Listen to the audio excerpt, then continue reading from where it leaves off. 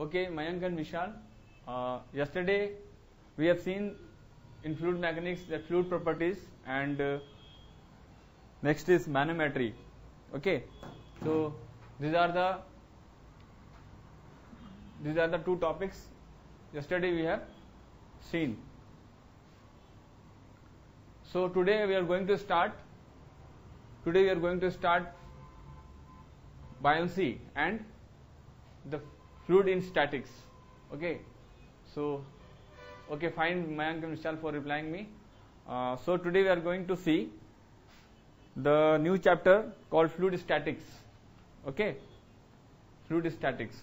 So be comfortable in the class, no problem. We have, this is new chapter, fluid statics. Okay, let me give you a brief introduction what we have to study in fluid statics. Yesterday, as already I have told you yesterday, that in fluid statics we have to study the hydrostatic forces acting on the surfaces, plane surfaces, when it is kept in horizontal position, when it is kept in vertical position, and when the surface is inclined with respect to the free surface of water. And also we have to study a special case, that is hydrostatic forces acting on the curved surface. Okay, so we will see not only the hydrostatic forces, the magnitude, but also the direction where it is acting, or the point of application of the hydrostatic forces in all the cases. Okay, then we will move to the next topic in fluid statics, that is called buoyancy. Both are important from exam point of view.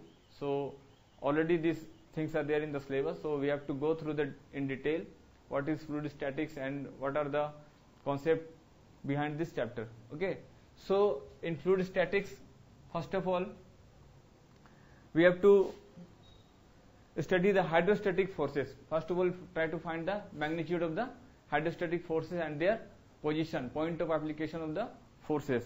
Okay, so for the first case we have one point called when the fluid is at rest. When the fluid is at rest.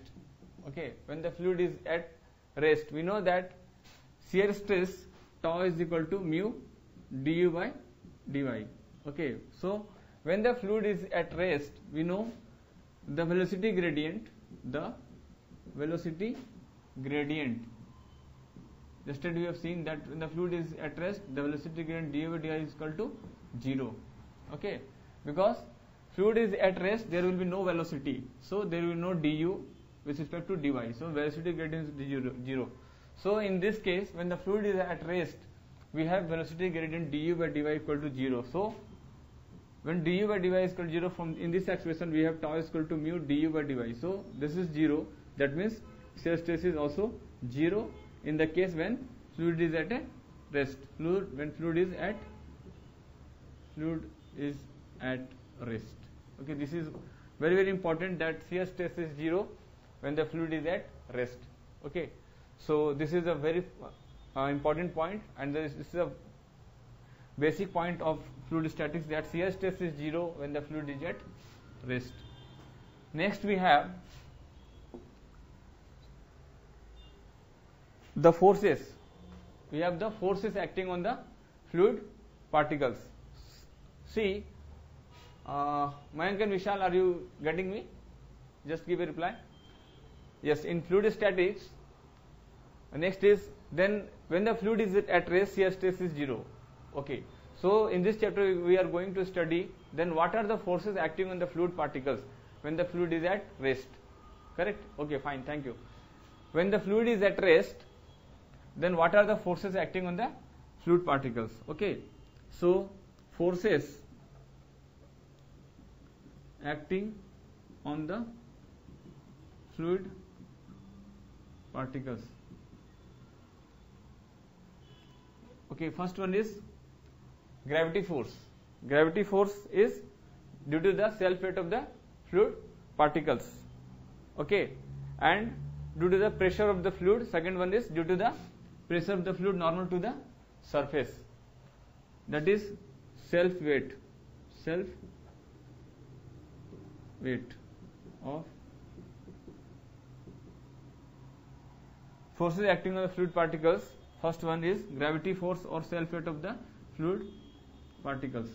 Okay, this is called gravity force. Gravity force because of the self weight of the fluid particles. Second one is pressure force. Pressure force. Pressure force due to the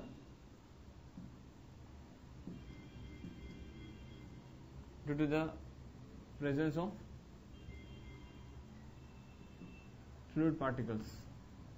Okay, so these are the two forces acting on the fluid particles when the fluid is at rest. Self weight of the fluid particles, that is gravity force, and pressure force due to the presence of fluid particles above the one molecule above the other. So pressure force will be there and self weight. These are the two important forces acting on the fluid particle when the fluid is at rest. Okay, and we know that pressure force is always a normal force. Pressure force is always a normal force perpendicular to the surface. Okay, so now we have important definition called total pressure force. Total pressure force.